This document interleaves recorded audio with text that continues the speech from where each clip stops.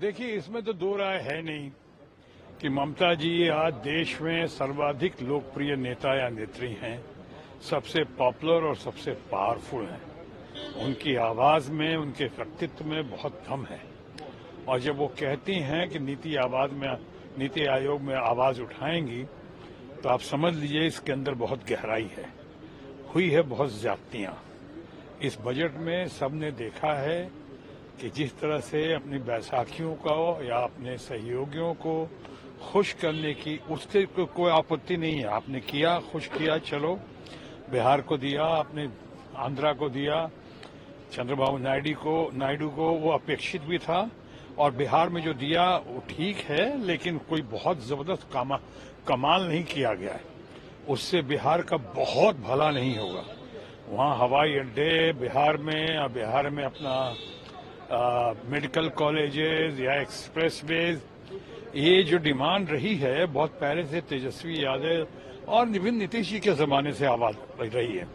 बिहार को special package की बात हुई थी, वो तो दिया ही नहीं गया।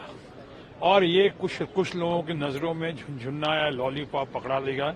हालांकि मैं इससे सहमत नहीं हूं, लेकिन कहूंगा कि अच्छा हुआ और बहुत और होना बाकी है। लेकिन इस तरह से जिस तरह से किया गया है, साफ दिखता है कि सहयोगियों को खुश करने के लिए किया गया। और साथ ही साथ उन राज्यों को, जैसे कि महाराष्ट्र भी हैं, हरियाणा है, पंजाब है, हमारे यहाँ पे जितने और बहुत सारे राज्य हैं, तेलंगाना है, इनको टच भी नहीं किया गया है।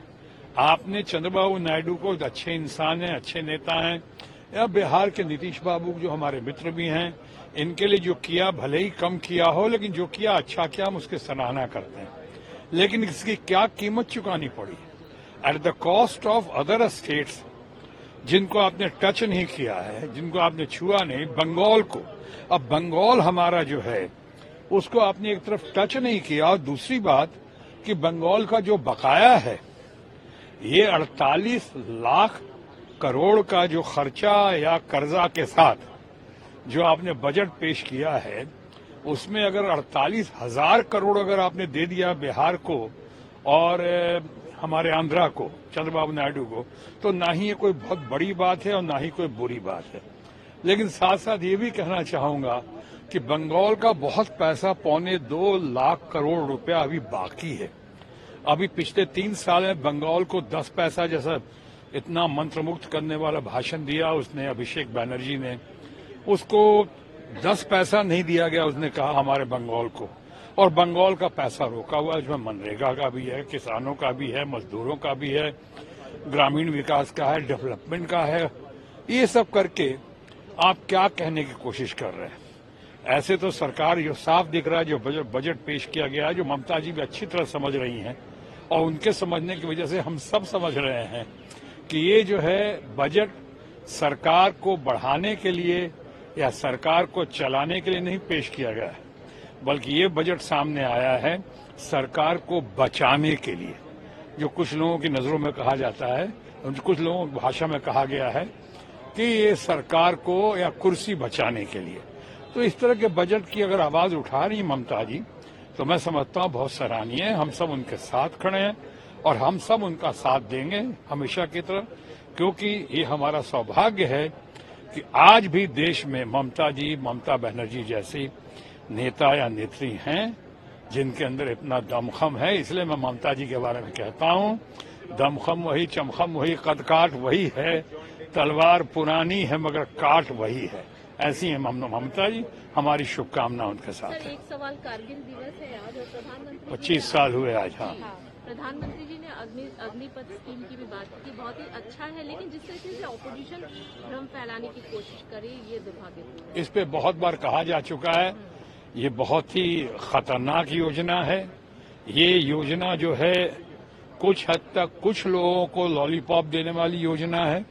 इसमें 75% लोगों का, और अभी आप एक तरफ 10% पहले उधर सीआरपीएफ में और सीआईएसएफ में या पुलिस में जगह जगह आप उनमें 10% दिए जा रहे हैं।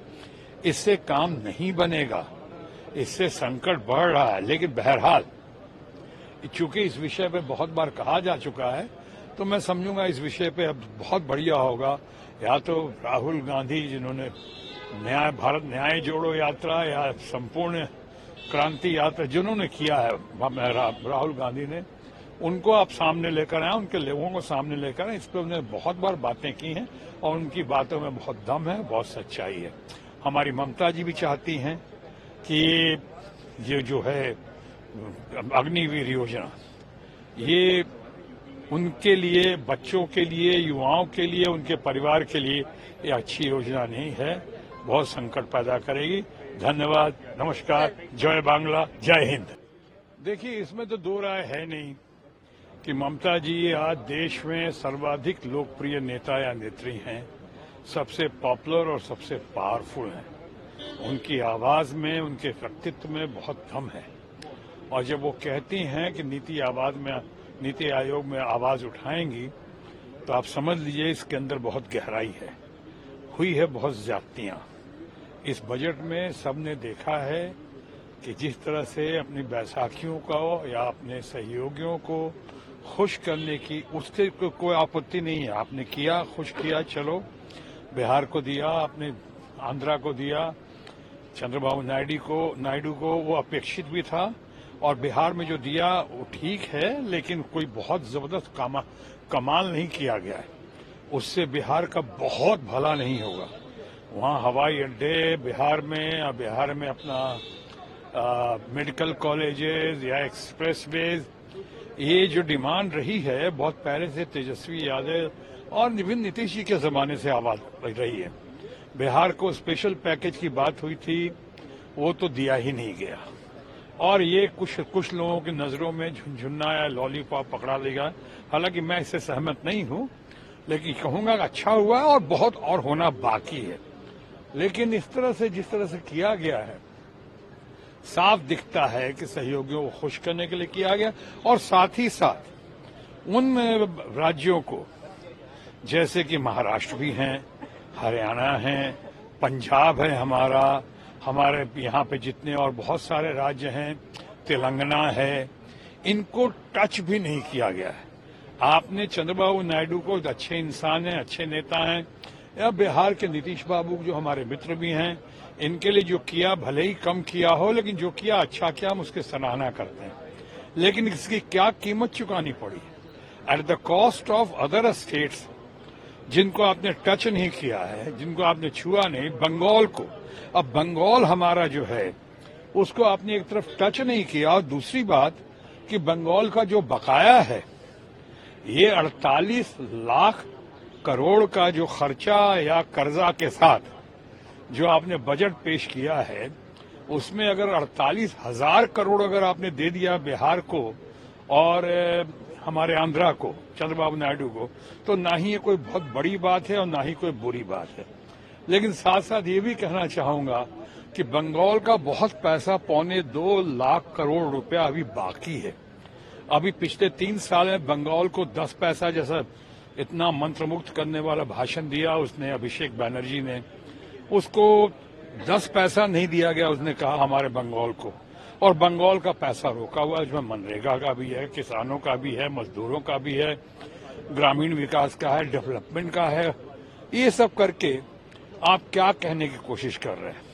ऐसे तो सरकार जो साफ दिख रहा है, जो बजट पेश किया गया है, जो ममता जी भी अच्छी तरह समझ रही हैं और उनके समझने की वजह से हम सब समझ रहे हैं कि ये जो है बजट सरकार को बढ़ाने के लिए या सरकार को चलाने के लिए नहीं पेश किया गया है, बल्कि ये बजट सामने आया है सरकार को बचाने के लिए।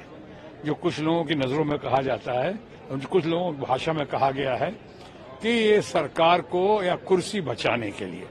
तो इस तरह के बजट की अगर आवाज उठा रही ममता जी, तो मैं समझता हूं बहुत सराहनीय है। हम सब उनके साथ खड़े हैं और हम सब उनका साथ देंगे हमेशा की तरह, क्योंकि ये हमारा सौभाग्य है कि आज भी देश में ममता बनर्जी जैसी नेता या नेत्री हैं जिनके अंदर इतना दमखम है। इसलिए मैं ममता जी के बारे में कहता हूं, दमखम वही, चमखम वही, कद काट वही है, तलवार पुरानी है मगर काट वही है। ऐसी है ममता जी। हमारी शुभकामना उनके साथ सर, है। एक सवाल, कारगिल दिवस है आज और प्रधानमंत्री 25 साल हुए आज। हाँ, प्रधानमंत्री जी ने अग्निपथ स्कीम की भी बात की, बहुत ही अच्छा है, लेकिन जिस तरीके से ऑपोजिशन भ्रम फैलाने की कोशिश करे ये दुर्भाग्यपूर्ण है। इस पे बहुत बार कहा जा चुका है, ये बहुत ही खतरनाक योजना है। ये योजना जो है कुछ हद तक कुछ लोगों को लॉलीपॉप देने वाली योजना है। इसमें 75% लोगों का, अभी आप एक तरफ 10% पहले उधर सीआरपीएफ में और सीआईएसएफ में या पुलिस में जगह जगह आप उनमें 10% दिए जा रहे हैं। इससे काम नहीं बनेगा, इससे संकट बढ़ रहा है। लेकिन बहरहाल चूंकि इस विषय पे बहुत बार कहा जा चुका है, तो मैं समझूंगा इस विषय पे अब बहुत बढ़िया होगा। या तो राहुल गांधी, जिन्होंने भारत न्याय जोड़ो यात्रा या संपूर्ण क्रांति यात्रा जिन्होंने किया है, राहुल गांधी ने, उनको आप सामने लेकर आए, उनके लोगों को सामने लेकर आए। इस पर उन्होंने बहुत बार बातें की हैं और उनकी बातों में बहुत दम है, बहुत सच्चाई है। हमारी ममता जी भी चाहती हैं कि ये जो है अग्निवीर योजना, ये उनके लिए, बच्चों के लिए, युवाओं के लिए, उनके परिवार के लिए ये अच्छी योजना नहीं है, बहुत संकट पैदा करेगी। धन्यवाद, नमस्कार, जय बांग्ला, जय हिंद।